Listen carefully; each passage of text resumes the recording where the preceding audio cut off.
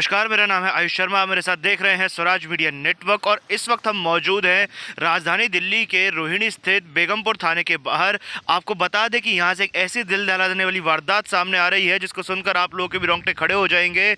बताया ये जा रहा है कि एक व्यक्ति जिसकी उम्र का तकरीबन 35 साल बताई जा रही है, जिसका नाम प्रदीप पाल है, जो रिठाला का निवासी था, उसको इस तरीके से बेरहमी से गोली मार दी जाती है, उनकी हत्या कर दी जाती है और इसको लेकर पूरा परिवार इस वक्त गमगीन है। इस वक्त हम डीसीपी कार्यालय के बाहर मौजूद है और इसके जस्ट साथ में ही बेगमपुर थाना भी है और इस वक्त परिवार वहीं पर मौजूद है और कुछ आरोपी भी पकड़े गए हैं। फिलहाल अभी ये बताया जा रहा है। आपको बता दें ये घटना सुबह 5:30 बजे की है, जब प्रदीप पाल अपने घर से दूध की सप्लाई करने के लिए निकले थे। उनकी खुद की एक डेयरी है जहाँ से वो दूध की सप्लाई किया करते हैं और वो प्रतिदिन इसी प्रकार से दूध की सप्लाई करने के लिए निकला करते थे। तभी पुलिस को सूचना मिलती है कि हेलीपैड रोड के पास एक व्यक्ति को गोली मार दी गई है और उसके बाद तुरंत उन्हें अंबेडकर अस्पताल ले जाया जाता है, जहां पर उन्हें मृत घोषित कर दिया जाता है। पुलिस जब छानबीन करती है, उनका पर्स खंगालती है, तो पता चलता है कि उसमें बाइक की आरसी है।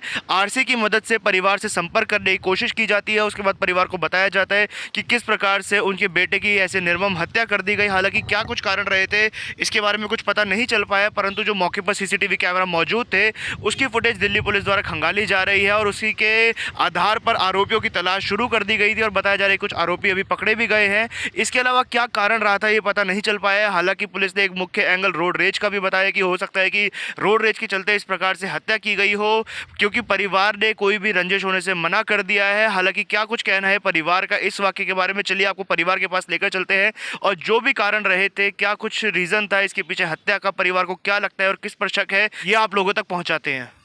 इस वक्त हमारे साथ प्रदीप पाल जी के पिताजी मौजूद है, उनसे बात करते हैं, पूरा वाकया जानने की कोशिश करते हैं। सर, क्या कारण रहा था गोली मारने का?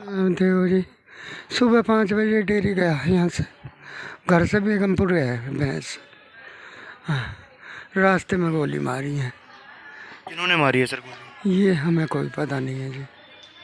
किसी की गिरफ्तारी हुई अभी तक? अभी तक तो नहीं हुई किसी की। कोई कारण बताया जा रहा हो? कुछ नहीं भी बताया। कभी कोई पहले किसी से दुश्मनी हुई हो, लड़ाई हुई हो कभी? ना जी, हमारी कोई दुश्मनी नहीं किसी से भी। हाँ। कभी आपके बेटे ने आपसे मतलब शेयर किया हो, बात की हो कि पापा ऐसे लोग परेशान कर रहे हैं या काम काज को लेकर कोई समस्या चल रही है? नहीं जी, कुछ नहीं कहा मेरे से। वो तो 1-2 महीने से जाने लगा था। पहले मैं बीमार हो गया, उससे पहले वो मैं ही जाता था। कोई हमारी रंजिश नहीं, कुछ नहीं थी किसी से भी। कारोबार को लेकर किसी से मनमुटाव हुआ हो? नहीं जी, कुछ नहीं, हमारा कुछ नहीं हुआ।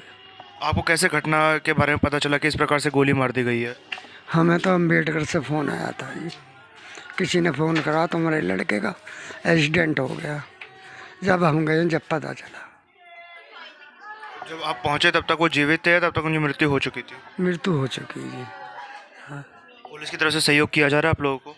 देखो जी, पुलिस तो आ रही है, जा रही है, अभी तो कोई सहयोग वैसा नहीं मिला।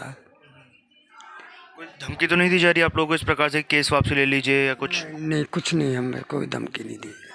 तो आपने देखा कितनी बुरी स्थिति थी इस वक्त प्रदीप के पिता की, और ये बहुत जाहिर सी बात है कि महज 35 साल की उम्र में अगर वो अपने बेटे का इस प्रकार से शव देख ले, जिसकी उम्र सिर्फ 35 साल थी, जिसके 2 छोटे बच्चे थे वो, और घर का इकलौता कमाने वाला, जिसकी इस प्रकार से निर्मम हत्या कर दी जाती है, बीच सड़क पर गोली मार दी जाती है तकरीबन सुबह 5:30 बजे के करीब। तो बहुत ही घिनौना कार्य किया गया था। एक परिवार से उसका चिराग छीन लिया और एक बेटे के ऊपर से, बच्ची के ऊपर से, 2 बच्चे उनके बताए जा रहे हैं, एक बेटा और एक लड़की, उनके ऊपर से उनके बाप का साया छीन लिया। जो पत्नी थी उनकी, उनको भी अकेला छोड़कर इस वक्त प्रदीप का देहांत हो चुका है। आपको बता दें जब उन्हें अस्पताल ले जाया गया था तो उनकी भी मृत्यु हो चुकी थी। तो ऐसे परिवार बहुत गमगीन है। आपने उनके पिता की स्थिति देखी भी कि उनके पिता बोलने की हालत में भी नहीं थे, कितनी मुश्किल से वो बोल पा रहे थे, बहुत ज़्यादा गमगीन थे, बहुत दुख था उन्हें अपने बेटे को लेकर। और जाहिर सी बात है ऐसा होगा भी, क्योंकि इस प्रकार से अगर किसी के लड़के की निर्मम हत्या कर दी जाए तो उनका इस प्रकार से दुखी होना लाजमी है, बनता भी है। हालांकि क्या कुछ कारण रहे थे इस हत्या के पीछे, इसके बारे में अभी तक कुछ भी स्पष्ट नहीं हो पाया है, परंतु जो भी कारण है वो हम लोग आप लोगों तक ज़रूर पहुंचाएंगे। हमारे चैनल पर इस केस को लेकर फॉलोअप के लिए टीम्स लगी हुई है और आगे जो भी कारण पता चलेगा दिल्ली पुलिस की तरफ से जो भी बताया जाएगा उसकी सूचना आप लोगों तक ज़रूर दी जाएगी। तब तक हम चाहेंगे कि इस वीडियो को आप लोग ज़्यादा से ज़्यादा शेयर करें, हर सोशल मीडिया प्लेटफॉर्म पर इसे शेयर करें और दिल्ली पुलिस को टैग करें, दिल्ली पुलिस के आला अधिकारियों तक को टैग करें ताकि उनको भी पता चले कि इस क्षेत्र में इस प्रकार से जो अपराध बढ़ रहे हैं, इनकी रोकथाम के लिए जो कार्य किए जाने चाहिए वो करने कितने ज़्यादा ज़रूरी है। इससे पहले किसी और की इसी प्रकार से निर्मम तरीके से हत्या हो तो जल्द से जल्द जो भी आरोपी है उनको पकड़कर कठोर से कठोर दंड दिया जाए, ताकि अगर आने वाले समय में कोई दोबारा ऐसा कार्य करने की सोचे भी तो दिल्ली पुलिस के नाम से उनकी रूह तक काँप उठे। इस पूरे खबर के बारे में आपका क्या कहना है ये आप हमें कमेंट बॉक्स के माध्यम से ज़रूर बताएं। कैमरा पर्सन खुशी के साथ मैं आयुष शर्मा और आप देख रहे थे स्वराज मीडिया नेटवर्क।